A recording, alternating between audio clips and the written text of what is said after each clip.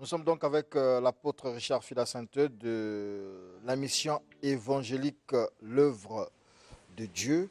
Et nous continuons toujours avec cette thématique Longchamp, cette longue thématique à plusieurs rebondissements. Que notre Père qui est aux cieux, que ton règne vienne. C'est bien cela,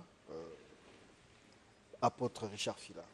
Bien sûr. D'accord. Il est question de notre Père qui est aux cieux. Alors, nous allons nous focaliser sur la deuxième phrase parce que notre Père qui est aux cieux, c'est une prière. En réalité, c'est une prière. Bien plus qu'une prière. Qu'est-ce que c'est? Nous l'avons présenté comme un protocole divin, comme un code divin, comme une feuille de route, un canevas aussi de prière. Donc c'est pourquoi nous pouvons dire c'est bien plus qu'une prière. D'accord. Il y a notre Père qui est aux cieux, que ton règne vienne. Ce sont les hommes qui appellent ces règnes, ce sont les hommes qui incitent le Père qui est aux cieux à établir ces règnes. Est-ce que ce règne-là, il est établi lorsque celui qui prie, c'est-à-dire que la créature en appelle au Créateur, ou c'est le Créateur lui-même qui établit ce règne?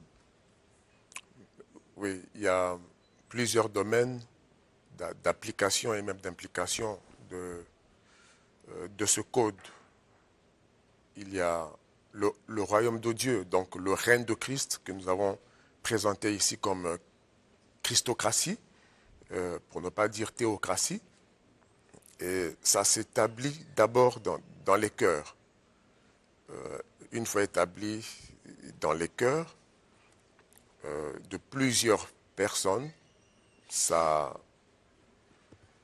ouvre un périmètre de domination de Dieu, donc par Christ ou en tant que Christ, au milieu des hommes.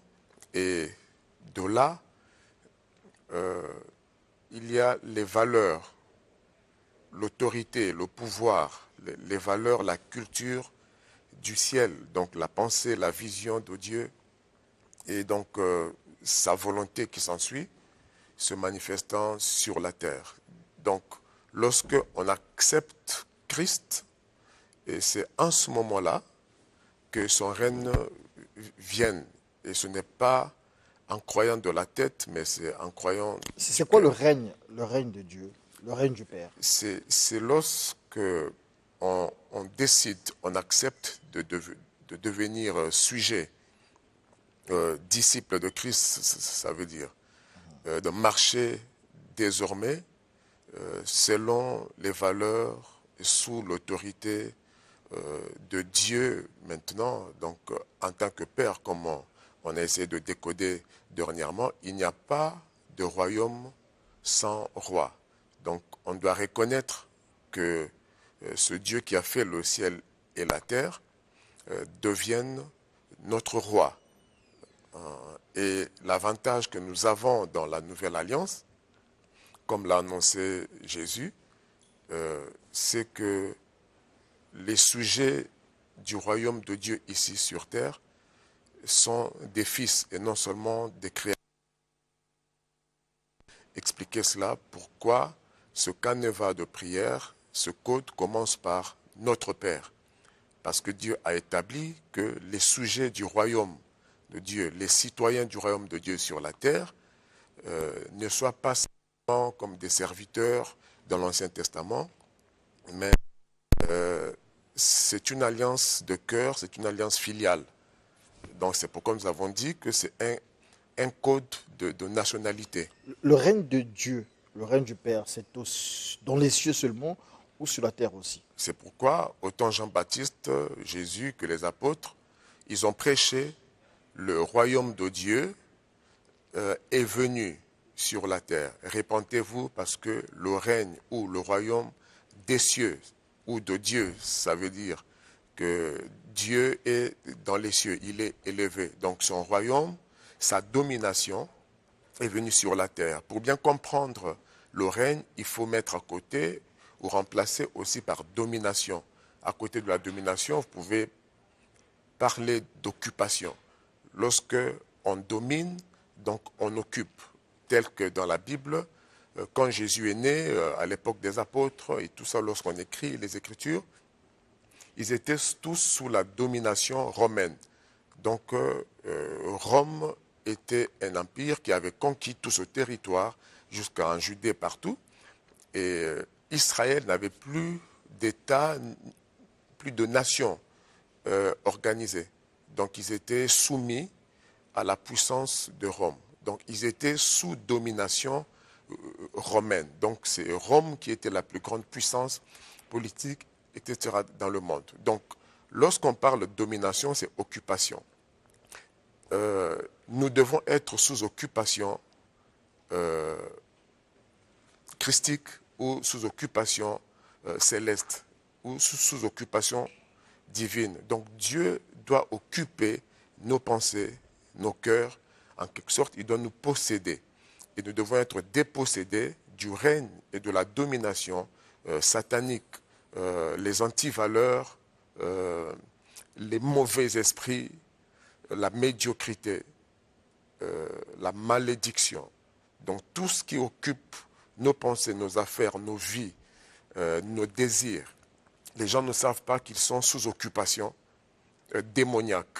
La preuve, il faut voir comment les hommes, les gens se comportent de façon sauvage, l'animosité. Je vais arriver. Je vous en prie. Le temps de rappeler à nos téléspectateurs qui peuvent poser donc les questions maintenant au 06 678 25 47. Vous pouvez aussi faire des SMS, vous pouvez appeler.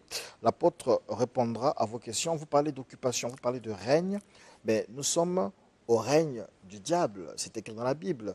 Ce monde appartient à Satan. C'est-à-dire que à un moment, je me dis, est-ce que les pasteurs, les apôtres, les prophètes, est-ce qu'ils n'ont pas compris vraiment Dieu, quoi? Parce que Dieu dit que le monde appartient au diable. Donc, ici, tant que vous êtes sur terre, voilà quoi, c'est le diable, c'est son monde et tout ça. Il y a des mots qu'il exprime bien dans la Bible, mais vous appelez les gens à sortir de cette occupation-là. Comment faire en fait? Parce qu'on sait que le monde aujourd'hui est dominé et occupé sur le règne du diable. Il y a même un passage dans la Bible où le diable dit à Jésus que tout ceci m'appartient. Il a eu raison de le dire. Justement, parce Donc que... nous attendons seulement la fin du monde, le jour qu'on va détruire le diable. Parce que Christ là, les gens est font venu des jeûnes pour rien en fait. Parce que les gens vont faire des jeûnes, ils vont tout faire, mais tout est déjà scellé. Dieu a dit que le monde appartient au diable. Il est déjà bon de reconnaître que le monde est sous la puissance du diable. Ésaïe 60 le dit, par exemple, les ténèbres couvrent la terre, mais sur toi. Nous avons parlé de la loi de la dualité, ténèbres-lumière, et du contraste que Dieu vient créer en pleine ténèbres, il suscite la lumière. Dieu n'a pas abandonné le monde sous la puissance des ténèbres qui couvrent les pensées humaines qui les conduisent. Je confirme ce que vous dites dans 1 Jean chapitre 5 verset 18-19. Nous savons que quiconque est né de Dieu ne pratique pas le péché, mais celui qui est né de Dieu se garde lui-même et le malin ne peut le toucher. Nous savons que nous sommes de Dieu et que le monde entier est sous la puissance du malin. Il y a un contraste ici. C'est justement là, c'est là où je me demande, le règne de Dieu là, c'est où? Le monde est sous la puissance du malin. La Bible dit, mais nous sommes de Dieu. Donc nous sommes de Dieu alors que le monde, donc l'humanité, est contrôlée. Donc le système de pensée, les systèmes de gouvernance sont contrôlés par les ténèbres. Mais dans ces ténèbres, nous faisons contraste. Nous sommes de Dieu. Nous brillons dans ce monde des ténèbres par nos valeurs, par l'autorité spirituelle, par la puissance que Christ nous donne. D'accord.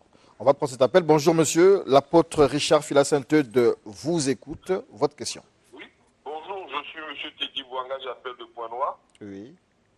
Je voudrais juste intervenir par rapport à ce que l'apôtre est en train de dire sur l'organisation du monde. Oui. Moi, ça c'est mon avis personnel. Je pense que le monde dans lequel nous habitons, c'est bien le bon Dieu qui a voulu que ça soit comme ça. Parce que si on dit Dieu est omnipotent, il est omniprésent, omniscient, ça veut dire que Dieu devait comprendre le futur du monde. Donc aujourd'hui, pour moi, je pense que dans ce monde que nous sommes, c'est une école que Dieu a faite. Il y a le bien et le mal, et il a donné l'intelligence à l'homme de pouvoir discerner le bien et le mal. Celui qui développe beaucoup plus le mal, ben c'est le mal qui habitera en lui, et celui qui développe beaucoup plus de bien, c'est le bien qui habitera en lui. Donc dire que la terre, c'est le règne de Satan et que Dieu en haut, mais Dieu le savait. Parce que sinon, dans ce cas, on met en doute la valeur de Dieu, où on dit il est omnipotent, omniprésent, omniscient. Merci Même beaucoup, quand monsieur. il a créé l'ange, qui est le diable, il savait que l'ange allait se révolter contre lui. Mais c'est sa volonté. Donc il faut bien qu'on vive avec cette dualité. D'accord. Et ceux qui partiront du côté opposé, tant mieux pour eux. Ceux qui resteront dans le côté de la lumière, tant mieux. Mais sinon, Dieu a bien voulu que le règne du monde soit établi comme ça. Merci beaucoup. L'apôtre va vous répondre, mais je pense que c'est peut-être une contribution aussi. Ouais, Vous apportez de l'eau au moulin de... Ouais, c'est pas de bête l'apôtre. du tout. C'est pas moins réfléchi. Seulement, ne tombons pas dans le fatalisme ou le défaitisme et tout ça. Dieu sait que le monde est sous la puissance des ténèbres, pour ne pas dire du malin. Dans la suite de notre Père, il dit « Délivre-nous du malin ou du mal ». Donc ne tombons pas dans ce fatalisme. Dieu a prévu un chronogramme. Il a tracé un plan de sauvetage, un plan de salut. C'est pourquoi Jean 3,16 dit « Dieu a tant aimé le monde ». Donc ce monde plongé dans les ténèbres, et Dieu l'a tant aimé. Ce n'est pas seulement le monde cosmique, mais c'est surtout le monde en tant qu'humanité, dominée par les puissances des ténèbres. Dieu a apporté justement la solution. C'est pourquoi nous répétons ici un des versets, plus souvent, Acte 17:30, Dieu, sans tenir compte des temps d'ignorance. L'ignorance veut aussi dire ténèbres. Il appelle tous les hommes en tout lieu à se repentir. Parce que les hommes, dans ces ténèbres, se débrouillent, se sont fait des religions, se sont fait des chemins pour atteindre Dieu. Mais Jésus est venu dire, nul ne peut aller à Dieu. Donc, à cette identité divine, à la paix de Dieu, au bonheur, au salut, sans passer par lui. Alors, on va prendre cet appel. Bonjour. Oui, bonjour, mon journaliste Jai. Oui, vous êtes en direct, monsieur Minimona. Oui, oui, Vous posez la question à l'apôtre Richard Fila Sainte-Eude. oui, oui. Allez-y.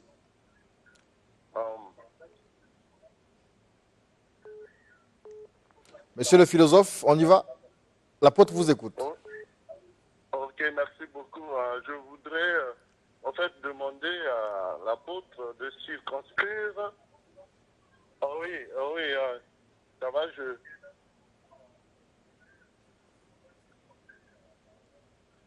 Ne vous fiez pas à ce que vous suivez à la télé. Répondez directement au téléphone.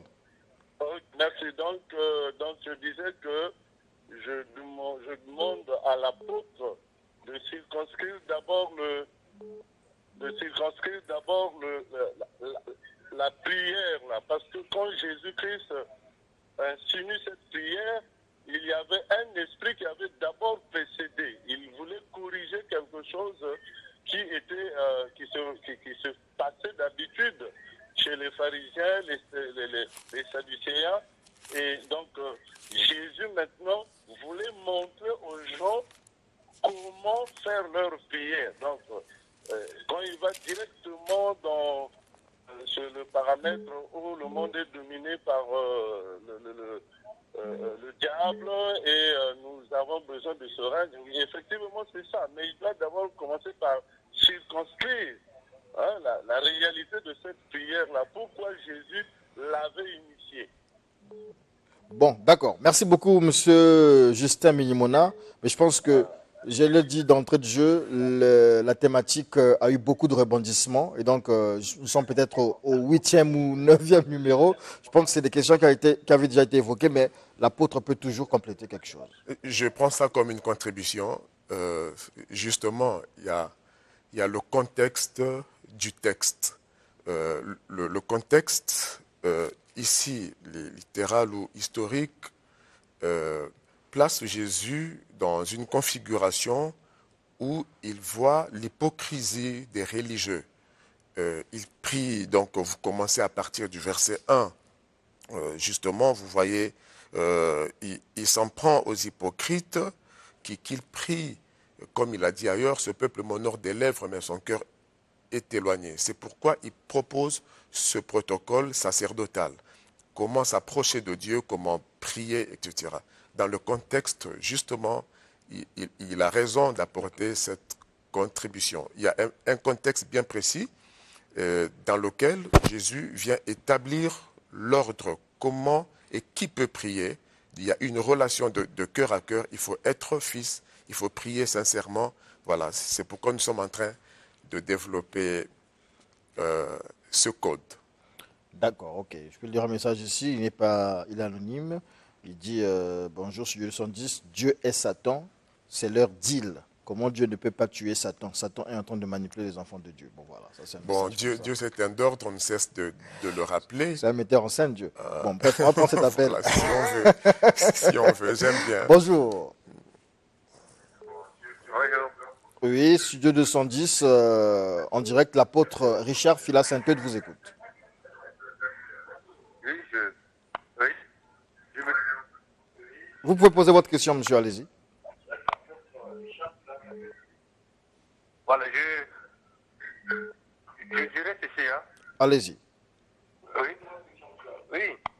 C'est le monsieur qui avait dit à l'apôtre, qui veut dire à l'apôtre que Dieu est l'omniscient, l'omnipotent et l'omniprésent.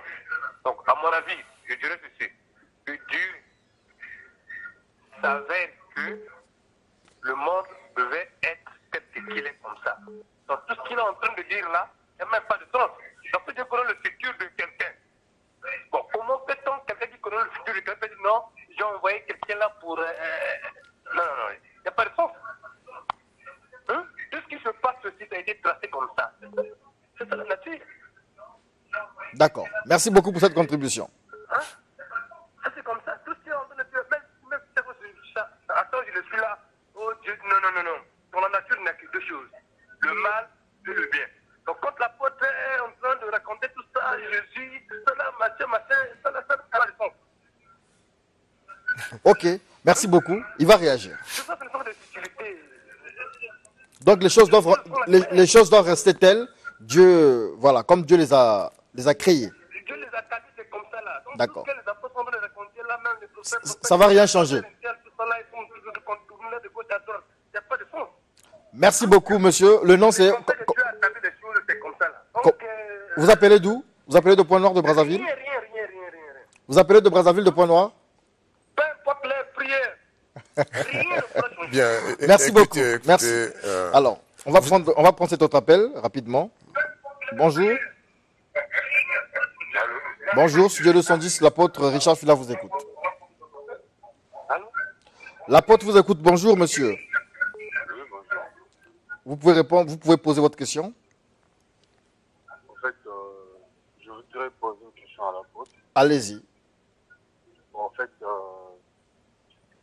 la création du monde, quand Dieu a créé le monde, Dieu est en tant qu'omniscient, omniprésent, omnipotent, pour moi, rien ne lui échappe.